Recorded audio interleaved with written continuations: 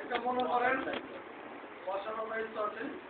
বসা যদি একটু আমাদের সাথে সহযোগিতা করে আমাদের থাকে, তাহলে আমাদের কাজ করতে সুবিধা হবে। আমাদের কোনো কাজের জন্য বসে থাকা যাবে না। এই জন্য আমরা আশা করি ওয়াসান চেয়ারম্যানকে উনি যেন আমরা আমাদের এই সিটি কর্পোরেশনের যখন কাজ হয় তাহলে উনি প্রতিটা কাজে যেন আমাদের সহায়তা করি। কিন্তু আমরা তো কিছু দিয়েছি, তাদের সহযোগিতা দিয়েছি, ইনশাআল্লাহ আমরা বলেছি আমাদের সর্বতলের সহযোগিতা করবে, সে আশা আমরা করি। আমরা এলাকা বলে দেখেছি যে আপনার এলাকায় প্রচুর কাজের সম্ভাবনা রয়েছে, অনেক রাস্তাঘাট ফাঁকা ফাঁকা রয়েছে, অনেক জায়গায় জলাবদ্ধতা ডোবা এগুলো রয়েছে। তো আসলে এই ব্যাপারে আপনি মাননীয় মেয়র মহোদয়ের কাছে এলাকাবাসীর পক্ষে আপনার কি আবেদন থাকবে? আমার মাননীয় মেয়র সাহেব আমার এলাকায় এসেছি, পরিদর্শন করেছেন। উনি নিজের চোখে অনেক কাজ দেখেছেন, যে অসমাপ্ত কাজগুলা সেই কাজের জন্য উনি একটা লিস্ট করেছেন। ইনশাআল্লাহ ইঞ্জিনিয়াররা এসেছেন, জায়গা আপনাকে গিয়েছেন, ইনশাআল্লাহ ইনস্টিটিউট হয়ে যাবে, তারপরে আমাদের এলাকায় কাজ শুরু হবে। তারপরে মনে করেন আমাদের সিটি কর্পোরেশনের অর্থনীতির ব্যবস্থা ছাড়া বলা হলে ইনশাআল্লাহ আমাদের এই ঢাকা দক্ষিণের কোনো এলাকা বাদ থাকবে না, সব এলাকার কাজ হয়ে যাবে। এটা আমরা তো এলাকায় কিছু বিচ্ছিন্ন মাদকের সমস্যা রয়েছে, ভ্রাম্যমান যারা মোবাইল যোগে মাদক বিক্রি করছে এবং ইয়াবা নামক একটি মরণ এসে আমাদের স্কুলকামী ছেলে মেয়েদেরকে ধ্বংস করে দিচ্ছে। এ ব্যাপারে আপনি অবগত কিনা? কি মনে করেন যে যুব সংস্থা যেভাবে মাদক ব্যবসায় জড়িত হয়েছে, দেখা যায় অনেক ভালো ভালো বিবেচিত ছেলেরা ওদের করা সম্ভব না, তারা এত সুন্দর করে চলে, তারা কোনো ধরে যদি বলতে চান আপনি ওই ব্যাপারে বলবেন, আপনি ধরেও তাদের ই করতে পারবেন না, কিন্তু তারা মুখের ছেলে, মুখের সন্তান, ওনারা রেডি করে দিন। আসলে ওনার ছেলে যে কি করে সেটা ওনারা জানেন। তো ওনার ছেলেরা ভালো ভালো মুভি করে তারা থাকে, কিন্তু ওনার ছেলেরা কোনো অর্থ নেই। কিন্তু উনি একদিনও জিজ্ঞাসা করেন আপনার ছেলে এই টাকা পানি করে কোথায়, ভালো ভালো জামা তুলে থেকে 15 লাখ কিলোমিটার থেকে সেটা জিজ্ঞাসা করেন। ওনার ছেলে এই অবৈধ ব্যবসা করে, মাদকের ব্যবসা করে, এইসব টাকা করে। আমাদের এলাকা বিভিন্ন জায়গায় মোটামুটি সে ব্যাপারে মনে হয় আমাদের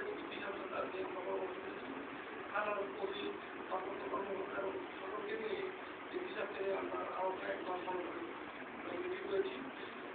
ইনশাআল্লাহ মন্ত্রী করেছি, কিন্তু ওদের সাথে আমাদের আলোচনা হয়েছে, বিভিন্ন জায়গায় লিখিত হয়েছে কোন এলাকায় যার ছেলেও কোনো অন্যায় করতে দেওয়া যাবে না, অশান্তি তৈরি করতে দেওয়া যাবে না। সে ব্যাপারে আমরা সচ্ছল, আমাদের প্রশাসন তারা কাজ করছে ইনশাআল্লাহ ধরে ধরে। অনেক লোকের আমি দেখেছি 1 বছর 1.5 বছরের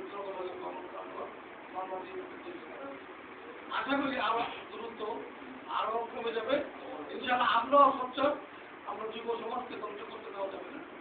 আমাদের হাত যদি হাত থেকে যে যুব সমাজ নষ্ট হয়ে যাবে, আমাদের ভবিষ্যৎ তাদের নষ্ট হয়ে যাবে। তাই আমরা চাই সকলের জন্য যারা অন্যায় করতেছে তারা খুব ভালো হয়ে যায়, এবং যারা তাদের কাছে আছেন, যার সন্তান আকাঙ্ক্ষা করেছেন, তাদের এই মুহূর্তেই তাদের আলোচ্য তুলে ভালো করে ভালো রাস্তায় নেওয়ার চেষ্টা করি, অর্থে মানুষগুলো ভালো হবে সেটা আমরা আশা করি। আপনারা একটু অন্যায় করবেন না, অন্যায়গুলো উপস্থিত হবে, সে ব্যাপারে কারোই জনগণ এবং কোনো লোকেরই সহযোগিতা আপনার পাবেন। ধন্যবাদ। সর্বশেষ প্রশ্ন, আমরা জানি যে আপনি অনেক পুরনো নেতা, আমিও একজন ছাত্রলীগের কর্মী ছিলাম।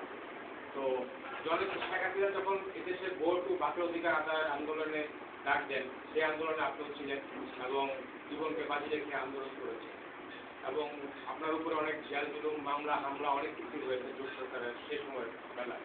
আজকে আপনার জনগণ যে আপনার কাউন্সিলর হয়েছেন, আপনার স্বপ্ন পূরণ করেছেন, জনগণের প্রতি আপনার কি বলার রয়েছে?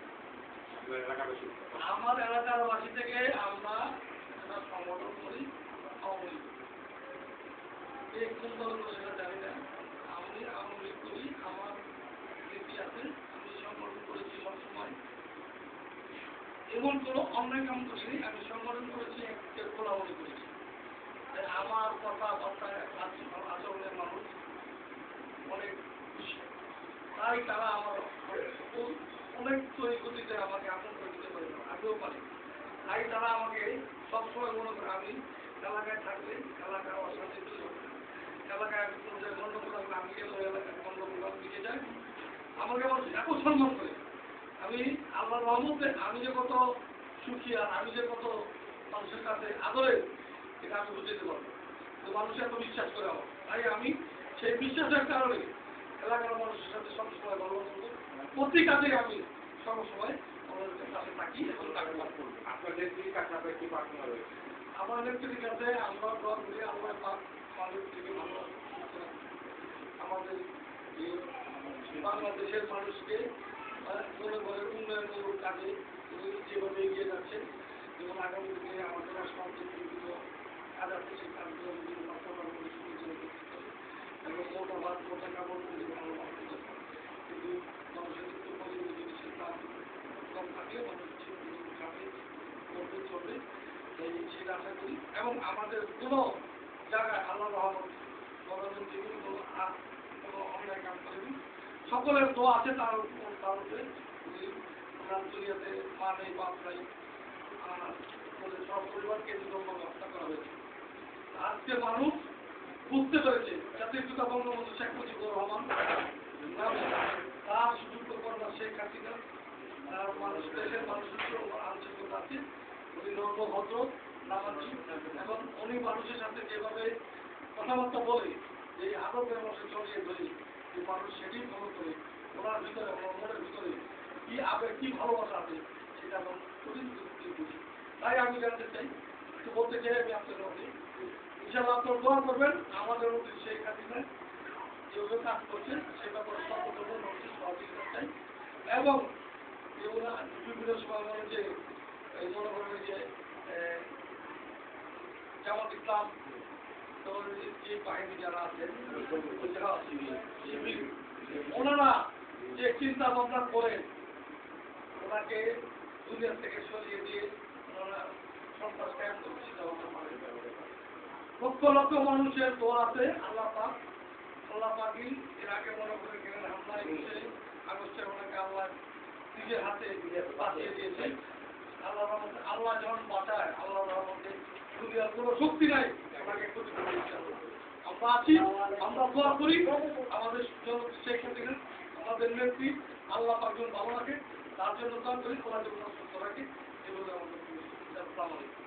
দর্শক এতক্ষণ কথা বললেন একজন নির্যাতিত